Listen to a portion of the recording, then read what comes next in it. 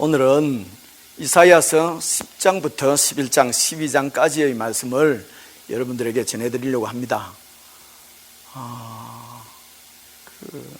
예배의 이 강론 시간은 세상에 무슨 재미나는 얘기 이런 것이 하는 것이 아니고 하나님이 우리에게 어떤 말씀을 하시기를 원하시는지 그 하나님 말씀을 전하는 시간임을 여러분 꼭 마음에 두시고요. 근데 이 이사야서가 안 그래도 성경은 어렵다고 우리가 생각을 하는데 이사야서는 더 어렵다고 생각을 하잖아요. 그래서 예수 믿고 죽을 때까지 한 번도 못 읽어보고 죽는 사람들도 있어요. 이사야서를 어렵다고. 여러분 그러나 하나님께서 당신의 뜻을 우리에게 밝히시는 것은 성경을 통해서 밝히시기 때문에 이 성경을 그렇게 어렵게 쓰지를 않았어요. 그죠? 그러니까 성경은 어렵다고 자꾸 이렇게 우리 속에 이렇게 속삭이는 것은 사탄이 속삭이는 거예요. 그죠? 성경을 가까이 못 가게 하려고. 그죠? 지금까지 우리가 이사야서 10장까지 쭉 같이 몇 주 동안 지금 우리가 읽었는데 어렵습니까? 너무 쉽다고 그러잖아요. 그죠? 어렵지 않습니다. 아주 쉬운 얘기입니다. 그래 오늘도 10장부터 12장까지 말씀을 드릴 텐데 여러분 그게 나오는 우리가 어렵다고 생각되는 것은 지명이 생각이 안 나고 사람 이름이 자꾸 생각이 안 나고 역사적인 사실 얘기하면 하품 나오고 잘 모르겠다는 거죠. 그죠? 여러분 이런 거 잘 몰라도 됩니다. 이름을 정확하게 몰라도 되고 지명을 정확하게 몰라도 됩니다. 그런데 이 말씀을 통해서 이 성경에 있는 스토리 이야기를 통해서 하나님이 우리에게 어떤 말씀을 하시려고 하는지 그 하나님이 말씀하시려고 하는 그 의도, 내용, 뭐라고 그럴까요? 그것을 알아야 하는 것입니다. 그것을 알면 되는 것입니다. 그래서 하나님의 그 말씀을 이야기를 통해서 그 성경 내용을 통해서 하나님이 뜻이 이런 거구나. 하나님이 이런 말씀을 하시려고 하는 거구나 하는 것을 알게 되는 것을 성경을 깨닫는다 이렇게 얘기를 합니다. 이해하죠, 그죠? 그러니까 성경을 깨달아야 하나님의 뜻을 알 수가 있고 그래야 하나님 앞에 순종을 할 수가 있어요. 여러분 이런 얘기 많이 듣습니다. 성경 많이 읽고 성경 많이 깨달으면 뭐하냐? 삶이 변해야지. 여러분 이런 말도 사탄이 하는 말입니다. 이런 말에 넘어가면 안 돼요, 그죠? 여러분 하나님의 뜻을 정말로 깨닫게 되면은 하나님을 사랑하지 않을 수 없습니다. 하나님의 말씀을 정말 깨닫게 되면은 우리가 하나님을 공경하지 않을 수가 없단 말이에요. 안 그렇겠어요? 하나님의 뜻을 정말 알게 되면은 그 하나님의 뜻에 우리가 정말 감동하고 감격하지 않을 수가 없죠. 그래서 그 말씀들을 따르게 된다는 것입니다. 여러분, 하나님 성경을 아는 사람도 하나님 말씀대로 안 살고 삶이 엉망이 된대요. 여러분, 반은 맞고 반은 틀립니다.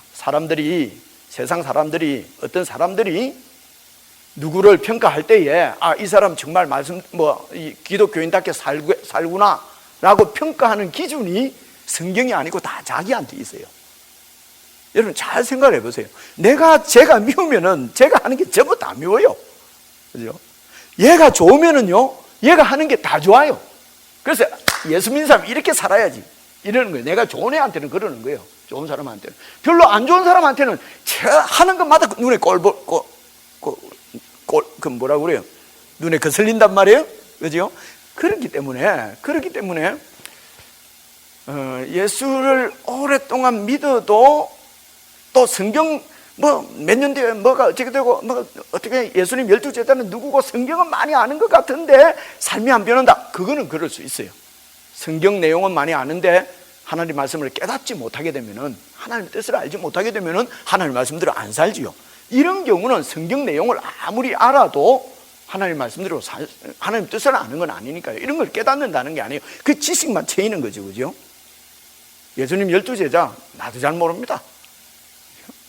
잘 몰라요. 마태, 마가가 12제자 중에 한 명입니까? 아닙니까? 아닙니까? 아는 사람이, 그죠? 근데 되게 다 모르기 때문에 내가 제자다 해도 여러분이 아무도 모르니까 항의하는 사람도 없어요. 이런 내용들은 잘 몰라도 돼요. 그런데 성경을 통해서 하나님이 무슨 얘기를 하시는지는 아셔야 된단 말입니다. 그래서 오늘도 12장, 그래서 오늘 제가 설명할 이 말씀 중에 가장 설명할 때 시작을 어느 말씀으로 할 것이냐 하는 것을 제가 이제 성경의 그 본문으로 지금 잡아놓은 거거든요. 오늘도 내가 필리핀 철치 갔다 왔다고 그랬죠, 그죠? 아무도 성경 안 들고 와요. 성경 들고 올 필요가 없어요. 앞에 다 띄워주니까, 그죠? 그래서 제가 처음 읽는 거는 내가 지금 이제 안 띄우는 거예요. 지금 성경 들고 오라고. 이 성경 자기 게 있어야 집에 가서라도 좀 읽고 할 거 아닙니까, 그죠? 목사님 그런 말 하지 마요. 성경 없어도 이거 다 있습니다. 근데 이거 있어도 안 보잖아요, 그죠? 맨날 무슨 뉴스나 보고. 이게 있어야 돼, 이 성경책이. 그래, 오늘 14장에 딱 12장 4절 5절을 보니까 그날에 너희가 또 말하기를 여호와께 감사하라. 그의 이름을 부르며 그의 행하심을 만국 중에 선포하며 그의 이름이 높다 하라. 여호와를 찬송할 것은 극히 아름다운 일을 하셨으니 이를 온 땅에 알게 할지어다. 이렇게 두 절을 읽었는데, 여러분 이 두 절을 제가 집에서 읽으면서 말씀을 준비하면서 제일 제 눈에 딱 들어온 말이 그날이었어요. 그날. 여러분 보십시오. 어떤 말씀이 들어오고 있는가. 그날에는 너희가 말하기를 어떻게 말할 거라고요? 여호와께 감사하고 여호와의 이름을 부르고, 여호와의 이름을 부른다는 것은 여호와를 찬양한다는 얘기예요. 여호와의 이름을 찬양하고, 그리고 여호와의 행하신 것을 만국 중에 선포하라. 왜냐하면 하나님께서 극히 아름다운 일을 행하셨기 때문에 너희들은 하나님의 이름을 찬송하라. 언제 말입니까? 그날에 이랬거든요. 근데 이때까지 지금 우리가 이제 이사야서를 몇 주 읽으면서 계속 나온 얘기는 하나님께 감사하고 찬송하는 것보다도 어떤 얘기가 많이 나왔죠?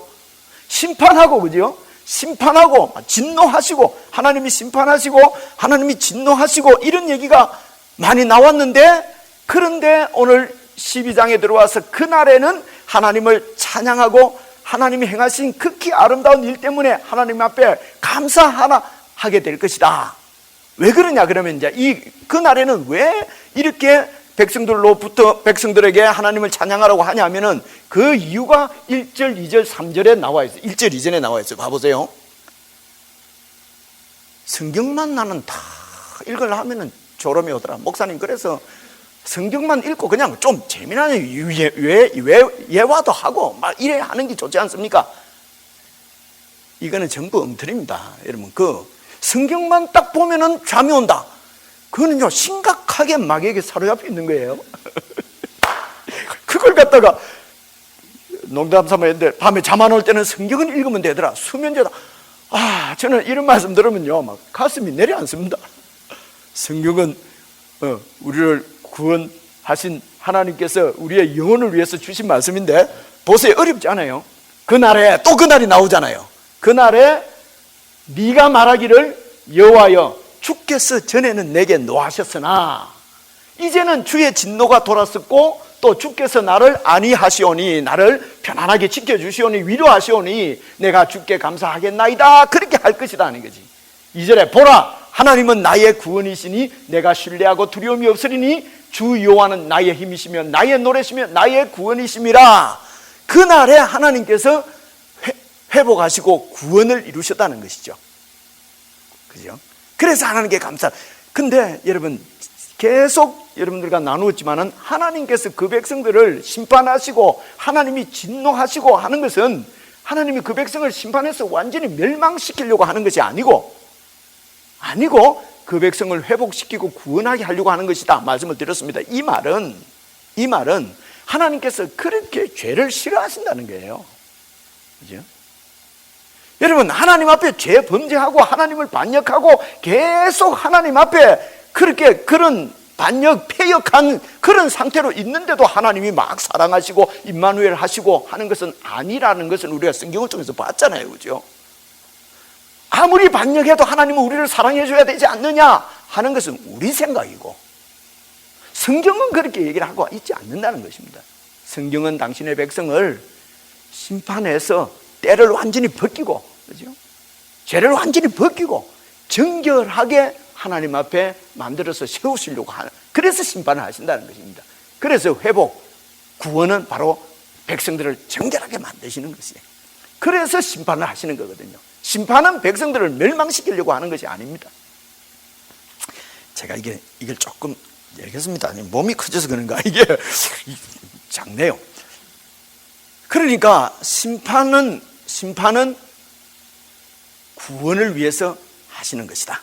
근데 주로 이 백성들이 하나님 앞에 이렇게 범죄했는데, 죄에서 돌아서지 않는데 가장 큰 죄가 뭐냐면요, 사실은 하나님을 신뢰하지 않는 것이에요. 하나님을 믿지 않는 것이에요. 여러분, 하나님을 믿지 않는다는 얘기는 그러니까 하나님을 믿지 않는 이게 제일 시작이에요. 하나님은 우리의 창조주십니다. 우리에게 생명을 주시고 기력을 주시고 우리가 살도록 하나님께서 우리의 매일매일 힘을 주시는 분이 그분이십니다. 근데 그 하나님을 부정하고 그 하나님의 뜻을 좇지 않고 그 하나님을 믿지 않는 것이 가장 큰 죄란 말입니다. 그래서 이런 백성들을 하나님께서 다루시기 위해서 주로 사용한 것이 전쟁이었습니다. 전쟁. 그게 지금 이사야에서 나오는 얘기죠. 자, 또 질문 나갑니다. 오늘 처음 오신 분들은 이제 이래갖고 들으면 되니까, 그죠? 그 전쟁, 그래서 역사적으로 있었던 큰 전쟁 두 가지를 말씀을 했죠, 그죠? 하나가 시리아 에브라임 전쟁. 기억납니까? 기억난다고 좀 해주세요. 그죠? 시리아 에브라임 전쟁. 그리고 또 하나는 아수르가 유다를 침략하는 것이 그 큰 전쟁이죠. 시리아 에브라임 전쟁은 왜 일어났다고요? 이 유다의 북쪽에 있는 이스라엘과 그 위에 있는 시리아가 동맹을 맺어서 지금 쳐들어온 거예요. 동맹을 맺어서 유다를 쳐들어왔지요. 유다를 쳐들어왔는데, 그러니까 동맹군들이 막 큰 군사력을 가지고 쳐들어오니까 이 유다의 왕이 누구였다고요? 이런 거는 몰라도 된다 그랬죠, 그죠? 예. 하여튼 왕이야, 유다 왕. 혹시 왕 이름 생각나는 사람 있습니까? 몰라도 돼요. 예. 그럼 나도 모른다 하는 게 좋겠네. 목사만 알면 좀 그러잖아요. 아하스 왕이었지. 아하스 왕 들어보셨죠? 예. 이 아하스 왕하고 백성들이 막 벌벌벌벌 뜨는 거예요. 그래서 하나님께서 이사야 선지자를 보내갖고 뭐라고 그럽니까? 안심해라. 전쟁은 나에게 속한 것이다. 아무리 동맹군들이 쳐들어와도 내가 그들을 물리쳐 주겠다. 안심해라. 그런데 이 아하스 왕이 그 하나님의 말씀을 믿지를 못합니다. 믿지를 못해요. 그래서 이 아하스가 낸 꾀가 뭐냐면요, 이 이스라엘과 또 시리아 그 북동쪽에 있는 그 당시에 가장 큰 제국이었던 아수르 왕에게다가 도와달라고 지금 그 요청을 한 것입니다. 조공을 보내고 예물을 보내고 뭐라고 하냐면요, 주여, 당신은 나의 주이시오니 나는 당신의 종이오니. 그 아수르 왕 보고, 그때 아수르 왕이 디글랏빌레셀이라는 놈이었어요. 그 이름은 몰라도 된다고 내가 그랬잖아요. 하여튼 DC가 왕을 하고 있었어요. 그래 그 왕 보고 우리를 좀 도와달라. 그러니까 이 아수르 왕이 그래 도와주지. 그러면서 이제 쭉 내려와서 완전히 시리아도 점령해버리고 이스라엘도 완전히 점령해버리고, 그걸로 끝낼 줄 알았는데 이 디글랏빌레셋이 어디까지 쳐들어옵니까? 유다까지도 쳐들어 내려오는 거지요. 여러분, 이게 세상의 특징입니다.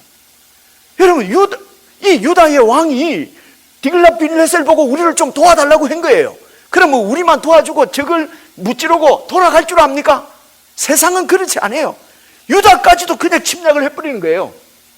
하나님께서 보호해 주지 않았으면 예루살렘까지 완전 끝장날 뻔했어요. 이게 여러분 세상의 특징입니다. 이스라엘 백성들이 이렇게 하나님을 믿지 않고 아수르 왕을 믿은 이런 것을 표현하기를 여러분 기억나시죠? 잔잔하게 흐르는 실로아 물을 이 백성들이 버리고 흉흉하고 창일한 메소포타미아 그 강을 좋아했다. 그죠? 그래, 잔잔하게 흐르는 실로아 물이 뭡니까?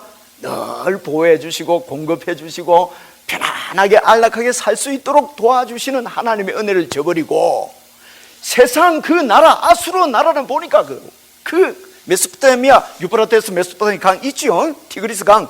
그 큰 강 막 아주 막 멋져 보이고 창의해 보이고 막 대단하게 보이고 위대하게 보이고 크게 보이는 세상을 더 이스라엘 유다 백성들이 더 믿었다는 거예요. 더 신뢰했다는 거예요.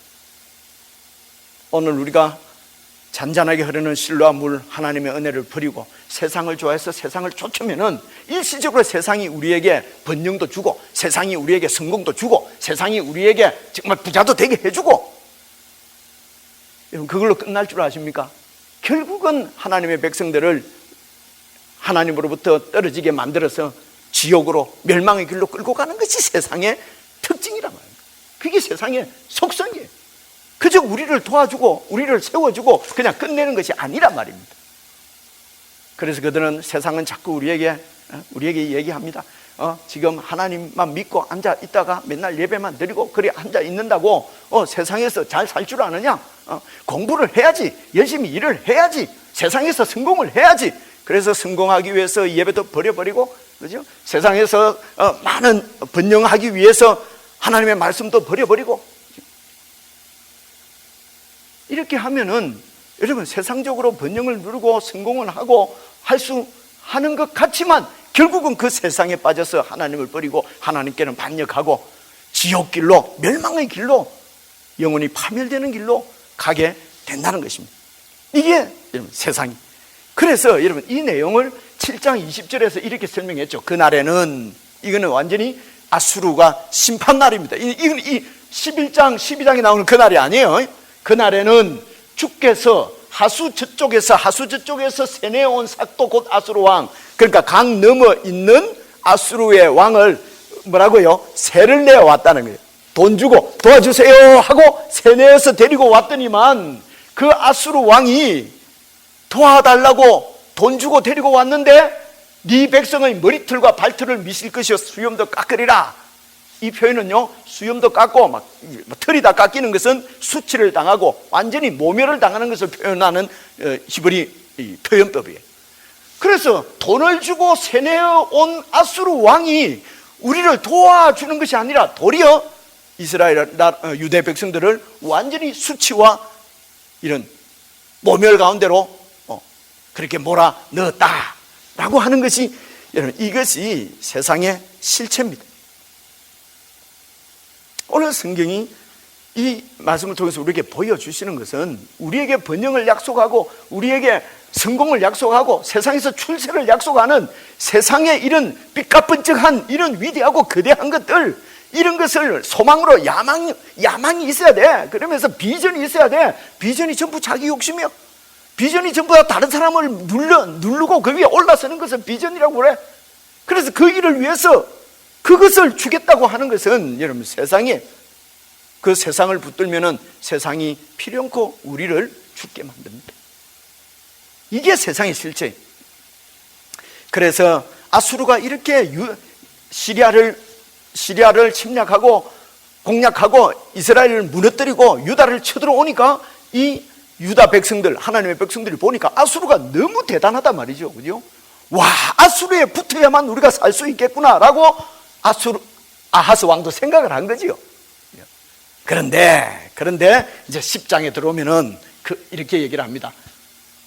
아수르 사람은 화 있을진저, 하나님께서 하시는 말씀입니다. 10장입니다. 아수르 사람은 화 있을진저, 그는 내 진노의 막대기요 그 손의 몽둥이는 내 분노라. 이게 무슨 말이냐면요, 그 아수르가 하나님이 자기 백성들을 징계하는 회초리, 몽둥이로 사용되고 있다는 거예요. 그래서 6절, 내가 그 아수르 왕을 보내어서 경건하지 아니한 나라, 하나님의 백성, 경건한 백성인데도 경건하지 않는 그 나라를 치게 하며, 내가 그에게 명령하여 나를 노하게 한 그 하나님의 백성들, 나를 노하게 한 백성들을 쳐서 탈취하며 노락하게 하며 또 그들을 길거리에 지나같이 짓밟게 하려 하거니와, 하나님께서 아수르를 이용해서 자기 백성들의 그 불신앙, 자기 백성들의 그 패역함을, 완고함을, 그 고집을 징계하시려고 들어서고 있는데, 7절, 그 아수르 왕의 뜻은 하나님의 뜻을 모르고 그의 마음의 생각도 하나님의 마음을 모르고 다만 그의 마음은 흩한 나라를 파괴하며 멸절하려 하는도다. 내가 최고라는 것이죠. 그 아수르 왕은. 그죠? 그래서 그가 이러기를, 내 고관들은 다 왕들이 아니냐, 내 부하들이 전부 다 이곳저곳에 다 왕이 아니냐. 아수르가 교만해졌다는 것이죠. 그러니까 이 세상의 실제는 뭡니까? 세상에서 제일 강한 것 같은 아수르도 결국은 하나님의 손에 있다는 것이에요. 전쟁은 하나님께 속한 것이고 인간의 역사는 하나님 손에 있다고 하는 것을 지금 얘기하는 거지요. 이 하나님을 알고 깨닫고 하면 하나님 앞에 겸손합니다. 겸비할 수밖에 없어요. 하나님을 경외하지 않을 수가 없습니다. 그러나 아수르 왕은, 세상 왕은 자기가 잘난 줄 알았어요. 자기가 세상의 최고인 줄 알았다는 것입니다. 그죠? 그래서 그 다음 줄을 보세요. 그 다음 줄을 보시면은 이렇게 되어 있어요. 그러므로 주께서 주의 일을 시온산과 예루살렘에 다 행하신 후에, 주의 일은 뭡니까? 예루살렘과 또 유다에 있는 하나님의 백성들의 그 죄를 징계하고 그들에게 벌을 내리는 일을 다 한 후에 아수르 왕의 완악한 마음의 열매와 높은 눈의 자랑을 멸하시리라. 아수르 왕의 교만함을 벌하겠다는 것입니다. 13절 보세요. 그의 말에 아수르 왕이 뭐라고 얘기하냐면요, 내 손의 힘과 내 지혜로 내가 이렇게 큰 제국을 이루지 않느냐. 혹시 여러분 이렇게 아수르 왕처럼 이렇게 말하지 마세요. 야, 내가 똑똑해서 뭐 사업을 크게 했다, 내가 똑똑해서 뭐 무슨 자격증을 땄다, 내가 똑똑해서 뭐 이렇게 높은 자리에 올랐다. 그죠? 야, 그럼 너희들은 뭐냐? 좀 열심히 살지. 이런 말도 하지 마세요. 누가 열심히 안 살고 싶은 사람이 어디 있습니까? 그죠? 이루고 성취하면은 다 하나님의 은혜라고 고백을 하셔야 합니다. 여러분, 하나님께서 나에게 주신 것이라고 하는 것을 깨닫게 되면은요, 그 나에게 있는 것을 가지고 폭력을 행할 수가 없어요. 교만할 수가 없어요. 하나님 왜 나에게 주셨습니까? 돕고 섬기고 도우라고 우리에게 주신 것이에요. 연약한 사람, 없는 사람 나누고 공급하고 도우라고 하나님께서 우리에게 주신 것이란 말이에요. 그런데 그것을 자기가 힘으로 취한 것처럼 그 힘을 가지고 다른 나라를 짓밟고, 그죠? 나는 내 손의 힘과 내 지혜로 일을 행하였나니 나는 총명한 자다. 이게 지금 아수르 왕이 하는 소리입니다. 와, 나도 저래 되고 싶다.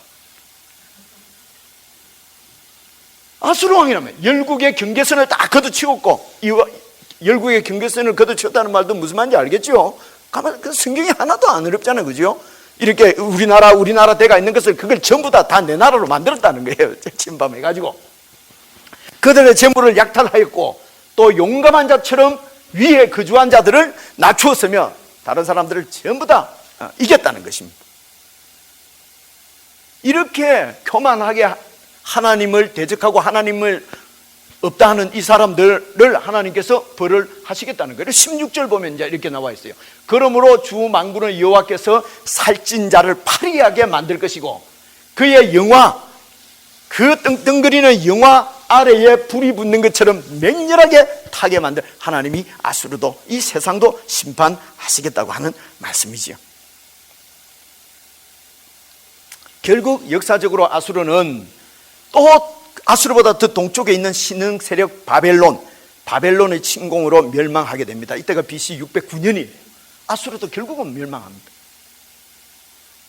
BC 609년 이러면은 제가 진짜로 있은 얘기라는 얘기를 여러분들한테 알려드리려고 하는 거예요. 성경 얘기 들으면 전부 저게 무슨 신화인가? 여러분, 성경은 신화가 아니에요. 역사예요. 그치? 결국 바벨론에 아수르가 망하는 것이에요. 그리고 바벨론이 이제 그 중동 지역을 완전히 이렇게 차지하게 된 거지요. 그런데 이렇게 하나님 앞으로부터 매를 맞음에도 불구하고 끝까지 완고하게 고집 부리면서 하나님께로 돌아서지 않는 유다, 하나님의 백성들인 유다 백성들, 이렇게 하나님으로부터 이 매를 맞고도 하나님께로 돌아가지 않는 거예요. 여러분, 예수 믿지 않는 사람들, 세상 사람들은요, 하나님이 없기 때문에 아수르 왕처럼 살 수밖에 없어요. 내가 나를 지키지 않으면 누가 지켜줍니까? 하나님이 없는 사람들은 내가 나를 지키지 않으면 지켜줄 사람이 없어요. 그래서 어떻게 하든지 세상에서 당하지 않도록 높은 데로 올라가야 됩니다. 근데 예수 믿는 사람들, 하나님의 백성들은 잔잔히 흐르는 신료와 물, 하나님의 은혜를 믿어야 되고 하나님의 은혜 안에서 만족해야 되는 것입니다. 그렇죠? 예수를 믿는 사람은 세상 사람처럼 해서는 안 되는 것이죠. 근데 이 유다 백성들이 이렇게 하나님께서 보여주시는 많은 증거들을 보고도 끝까지 하나님께로 돌아오지 않고 세상을 향해서 세상 것을 쫓아 살았단 말입니다. 그래서 하나님께서 결국 이 유다까지도 유다까지도 바벨론에 완전히 멸망하게 됩니다. 예루살렘도 파괴되고 성전도 완전히 파괴되어 버리고, 그리고 모든 백성들이 다 바벨론의 포로로 바벨론으로 잡혀가게 된 거지요. 이때가 586년이에요, BC. 그래서 이 하나님의 나라였던 유다 나라가 완전히 이 땅에서 없어져 버린 것입니다. 여러분, 하나님께서 세우시려고 하나님께서 계획하신 그 하나님의 나라가 완전히 멸망해 버린 것입니다. 여러분, 그러면 하나님의 뜻은 어떻게 되는 것입니까? 하나님의 뜻은 이루어지지 않습니까? 인간들이 이렇게 협조 안 해주니까 하나님의 뜻이 안 이루어집니까? 그럴 수 없지요. 하나님의 뜻은 이루어집니다. 어쨌든 이 백성들이 다 이렇게 이제 잡혀가게 되고 하나님 나라는 멸망한 것 같았는데, 여러분, 아수르를 완전히 이긴 바벨론이기 때문에 이 바벨론의 손에서, 포로에서 이 백성들이 빠져나온다는 것은 불가능해요. 그렇겠죠? 어떻게 바벨론 왕의 손에서 이 이스라엘 백성들이, 포로된 백성들이 빠져나올 수 있겠습니까? 그런데 이 백성들이 70년 후에 바벨론에서 해방됩니다. 이게 하나님의 구원이에요. 하나님의 구원이 임한 거지요. 그것을 이제 11장에 들어오면은 이렇게 표현을 하고 있어요. 11장 보시면은요, 20절에 그날에, 11장 맞죠? 10장이네요. 미안합니다. 10장에 그날에 이스라엘의 남은 자와 야곱 족속의 피난한 자들이 다시는 자기를 친 자, 이 세상을, 바벨론을, 아수르를 의지하지 아니하고 이스라엘의 거룩하신 이 여호와를 진실하게 의지하게 될 것이다. 그래서 구원은 하나님께서 징계하시고 하나님 백성들을 징계하시는 이유는 다시는 그 쫓아가던 세상을 의지하지 않고 하나님을 의지하게 만들려고 하나님께서 심판을 하시는 거란 말입니다. 그죠? 이렇게. 그래서 진실하게 의지하리니 21절 보세요. 남은 자, 곧 야곱의 남은 자가 능하신 하나님께로 돌아올 것이라. 남은 자가 하나님께로 돌아온다. 이스라엘이여, 네 백성이 바다의 모래 같을지라도 남은 자만 하나님께로 돌아오리니 넘치는 공의로 파멸이 작정되었습니다. 이미 작정된 파멸을 주 만군의 여호와께서 온 세계 중에 끝까지 행하실 것이다. 여러분, 이게 무슨 말이냐면요, 이제 이렇게 다 포로로 잡혀갔는데 끝난 줄 알았는데 남은 자가 다시 돌아오게 될 것이나, 구약 시대 때는 말입니다, 이 장소, 지리적인 이곳이 하나님의 임재를 상징하는, 하나님 나라를 상징하는 것이 지리적으로 우리한테 설명을 했어요. 그게 바로 예루살렘이었어요. 예루살렘으로 이 백성들이 돌아오게 될 것이다 말입니다. 이게 역사적으로는 이 바벨론도 결국은 고레스 왕에게 망하게 됩니다. 고레스 들어봤죠? 어느 나라 왕이지요? 최준자매 페르시아. 앞에 앉은 사람은 잘 알죠, 그죠? 페르시아에서 이 바벨론이 완전히 망하고, 그리고 페르시아 왕 고레스가 유대 백성들은 고향으로 돌아가서 하나님을 섬겨라. 그래서 고레스 왕도 세계의 아주 이 일반 역사에서는요, 고레스가 이게 아주 유명한 왕으로 되어 있어요. 이 왕도 하나님의 손아귀에 있는 것이죠, 그죠? 역사의 주인은 하나님이시다. 이것을 믿는 것이 그리스도인들입니다. 그래서 이제 이 백성들이 이제 다시 유대 땅으로 돌아옵니다. 돌아와서 뭐 해야 되겠습니까? 하나님을 섬겨야 되겠죠. 그럼 제일 먼저 뭐부터 해야 되겠습니까? 성전을 다시 짓게 된단 말이에요. 돌아온단 말이에요. 그죠? 근데 어떤 사람만 돌아온다는 것입니까? 남은 자가 돌아온다는 거예요. 자, 남은 자. 오늘 이제 이거 설명하려고 하는 게, 남은 자가 돌아온다. 여러분 보세요. 바벨론으로 포로로 다 잡혀갔는데 그 바벨론에서도 오직 하나님만 바라보고 하나님 말씀에 순종하려고 했던 사람들이 있었어요. 대표적인 사람이 누구죠? 다니엘 같은 사람이죠, 그죠? 다니엘 같은 사람, 다니엘의 세 친구들.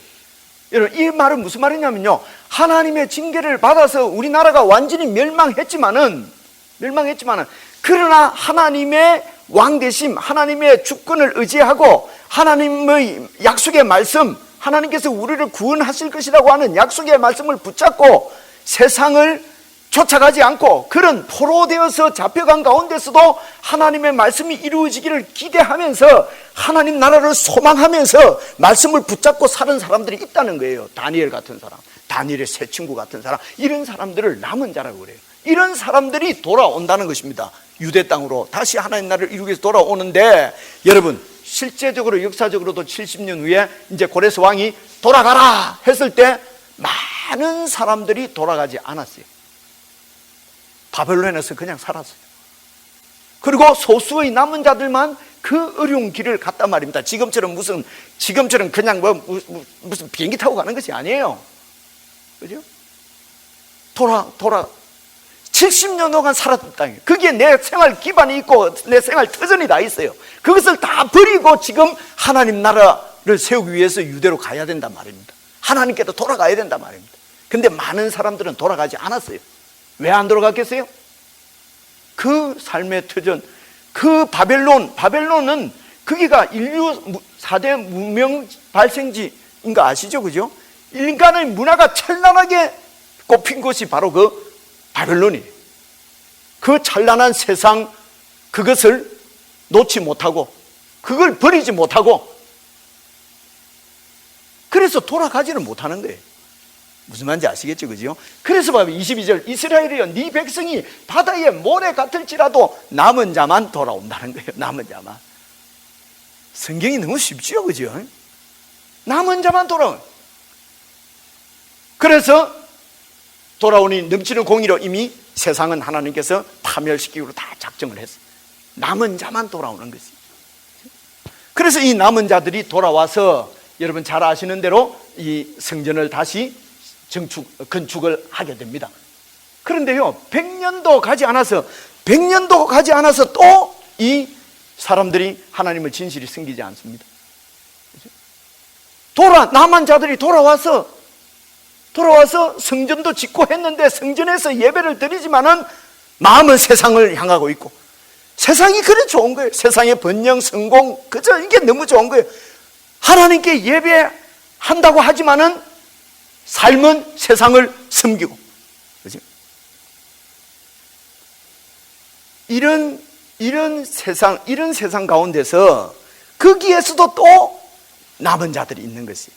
그 남은 자들은 계속 하나님 말씀을 붙잡고 정말 진실하게 하나님을 섬기는 참된 예배를 드릴 수 있는 참 하나님의 나라를 세울 하나님의 보내신 자 메시아를 기다리는 그런 남은 자들이 있었다는 것이에요. 그런데 이런 정말 하나님 앞에 경건한 남은 자들이 붙잡고 기다렸던 말씀이 11장에 나오는 이 말씀이에요. 보십시오. 그날에 11장입니다. 그날에 이새의 뿌리에서 한 싹이 나서. 저 말씀은 많이 들어본 얘기다. 전혀 아닌 것처럼, 그죠? 한 싹이 나서. 이새가 누굽니까? 다윗의 아버지입니다. 다윗의 아버지예요. 다윗의 뿌리에서 한 싹이 나서 만민의 기치로 세워질 것이요, 그리고 열방이 그에게로 돌아오리니 그가 거한 곳이 영화로우리라. 그날에 주께서 다시 그의 손을 펴사 그의 남은 백성을 아수르와 애국과 바드로스와 구스와 엘란과 시날과 하마과 바다 섬들에서 돌아오게 하실 것이라. 그날이 되면은 이새의 뿌리에서 다윗의 후손으로 온 한 사람이 왕으로 세워져서, 그리고 세상에 많은 아수르, 애굽, 바드로스, 구스 이런 모든 이방 나라에서 남은 자들이 이 만민의 기치로 선 이 왕 밑으로 들어오게 될 것이라는 것입니다. 그런데 이때 돌아오는 남은 자들은 이스라엘 백성들 혈통적으로 이스라엘만에 속한 사람뿐만 아니라 아수르나 이런 애굽이나 이방 나라로부터도 많은 사람들이 다 이 남은 자로 열방이 그에게로 돌아올 것이다. 이 사람이 누굽니까?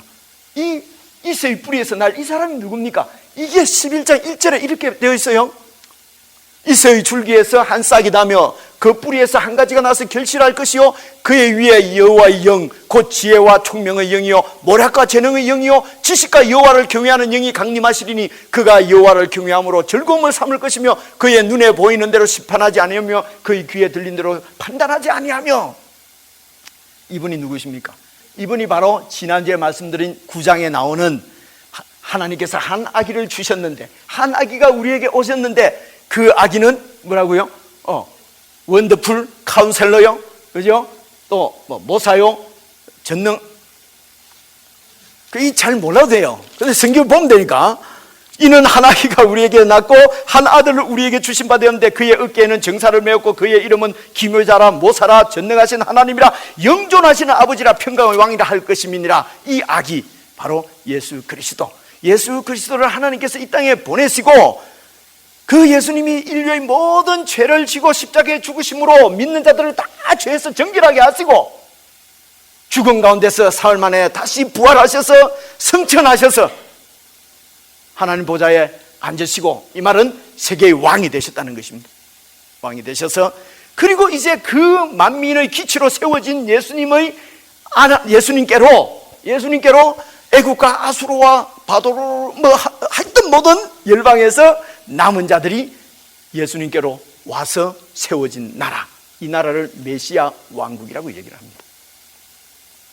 여러분, 이 메시아 왕국이 예수님께서 부활 승천하신 후 성령을 보내셔서 이 땅에 세우신 교회인 것을 깨달으실 수 있겠습니까? 바로 이 메시아 왕국이 바로 저와 여러분이 지금 속해 있는 교회, 이 교회의 아이덴티티는 바로 이 메시아 왕국인 것입니다. 하나님께서 오랫동안 이사야서에서도 말씀하신 그날에 이루실 구원이 바로 교회인 것입니다. 교회는 그저 오다 가다 어쩌다가 막 교회 다닌 게 아니에요. 다니기 싫으면 말아버리고 막 때려치워버리고 하는 그런 것이 아니에요. 교회는 하나님의 아들 예수 그리스도를 만민의 기치로 세우시고 그분을 중심으로, 그분을 왕으로 세우셔서 열방 중에서 그의 통치를 받으러 하나님을 신뢰하고 하나님께로 오는 모든 백성들, 바로 남은 자들, 그 남은 자들로 그 나라 백성을 세우시고 세우신 나라 메시아 왕국이 바로 교회인 것입니다. 그래서 이 교회의 속성, 정체성, 이것을 제가 11장 6절 9절하고 좀 더 설명을 하려고 했는데 다음 주에 좀 자세하게 설명을 해야 되겠어요. 너무 기쁘지요? 자, 오늘 제가 지금 중간에서 마무리를 해야 되기 때문에 중간에서 마무리해요. 그래서 교회는 남은 자들이 모인 것입니다. 남은 자는 어떤 사람들입니까? 이 세상 가운데서 세상에 빠지지 않고 우리를 유혹하는 많은 세상의 그런 유혹들을 뿌리치고 창이라고 흉흉한 그 아수르의 그 강을 보기에는 거대해 보이고 위대해 보이고 너무너무 좋아 보이지만은 끝까지 그 창이라고 흉흉한 아수르의 강을 거절하고 잔잔히 흐르는 실로와 물, 하나님의 은혜를 신뢰하고 하나님을 믿고 하나님의 말씀을 쫓아서 그렇게 하나님을 섬기는 백성들, 남은 자들, 이 남은 자들을 모으시기 위해서 예수님께서 이 땅에 오셨습니다. 그분은 하나님이십니다. 그러나 사람 되어 오셨습니다. 십자가에 죽으셔서 이제 그 남은 자들, 예수님께로 온 자들의 모든 죄들을 다 깨끗게 하시고 정결케 하시고 우리가 살아서 이 땅에 있는 동안 하나님께서 여러 사건과 환경과 또 고난과 이런 것들을 통해서 우리에게 있는 이런 죄의 찌꺼기들을 다 씻기시고 정결한 하나님의 백성으로 계속 만들어 가시는 이 하나님의 은혜를 한 몸에 입고 살아가는 사람들이 바로 저와 여러분들입니다. 오늘 우리는 성찬식을 하게 됩니다. 이 성찬식은 바로 이 예수님과 나와 하나인 것을, 여러분 이제는 예수님을 믿는 것이 완전히 예수님과 나가 하나가 되는 정도로 예수님을 믿는다는 것이에요. 그래서 예수님의 부활이 내 부활이고 예수님의 영광이 내 영광이요, 혹 내 욕은 예수님의 욕이요. 그래서 예수님께서 욕 먹고 가만히 있으시겠습니까? 그래서 우리를 깨끗하게 만드신단 말입니다. 여러분, 이렇게 우리가 완전히 하나를 이루시려고 예수님께서 하늘 보좌 버리시고 이 땅에 오신 것입니다. 그리고 우리를 위해서 몸을 버리시고 피를 흘려주신 것입니다. 오늘 성찬은 바로 이 예수님과 내가 하나 된 것을 확인받고 더 확실하게 하고, 그래서 이 빵과 잔이 내 속에 들어가서 나와 일체가 되는 것처럼 이 빵과 잔을 받아먹는 우리가 예수님하고 완전히 하나가 되어지고, 그리고 예수님과 하나 되어진 여러 지체들이 예수님 안에서 하나인 것을 다시 한번 확실하게 하고 체험하고 경험하고, 그래서 세상의 유혹 가운데서도 이 땅에서 예수님만 붙잡고 예수님의 약속의 말씀을 붙잡고 그 나라가 이 땅에 임할 것을 기대하면서 그 나라와 의를 구하는 하나님의 사람들로 다시 한번 우리를 늘 새롭게 하고 지켜주시기 위해서 우리는 성찬식을 행하는 것입니다. 사랑하는 성도 여러분, 다음 주에 말씀드린 대로 이 교회가 어떤 정체성, 속성을 갖고 있는 것을 좀 더 말씀드릴 것입니다. 그러나 오늘까지 말씀드린 것으로는 남은 자들입니다. 여러분들이 남은 자인 것을 꼭 기억을 하시고 세상을 좇지 아니하고 하나님을 신뢰하고 하나님 말씀을 붙잡고 하나님의 원대한 구원 계획 가운데 우리가 들어와 있는 것만으로 우리는 감사하고 기뻐하고 만족하며 믿음의 삶을 끝까지 승리하며 충성스럽게 살아가는 저와 여러분 다 되시기를 주님의 이름으로 축원합니다. 기도하겠습니다.